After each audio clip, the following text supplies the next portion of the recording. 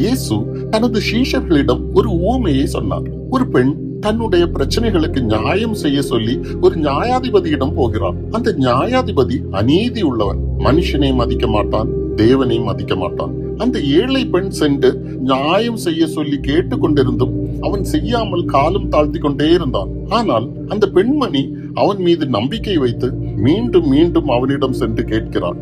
அவன் செய்து கொடுக்காமல் தட்டி விட்டு கொண்டே இருந்தான். அந்த பெண்மணி அவனிடம் நம்பிக்கை இழக்கவில்லை. கால தாமதமானாலும் அவனையே நம்பி ஓயாமல் போய் கேட்டுக்கொண்டே இருந்தாள். ஏனென்றால் அந்த ஏழை பெண்மணிக்கு செல்ல வேறு இடம் இல்லை, நம்பிக்கை வைக்க வேறு நபரும் இல்லை.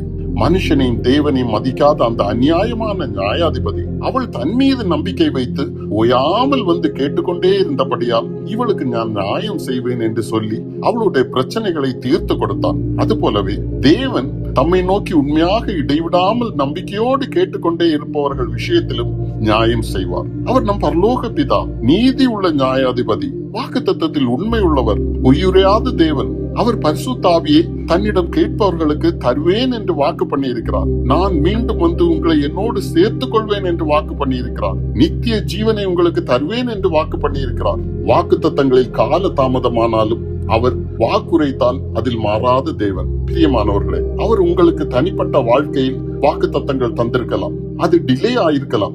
ஆனாலும் நம்பிக்கை இழக்காமல் மீண்டும் அவரிடம் கேட்டுக்கொண்டே இருங்கள். அவர் நிச்சயமாக செய்வார். கிடைக்கும் வரையிலும் ஓயாமல் கேட்டுக்கொண்டே இருக்க வேண்டும்.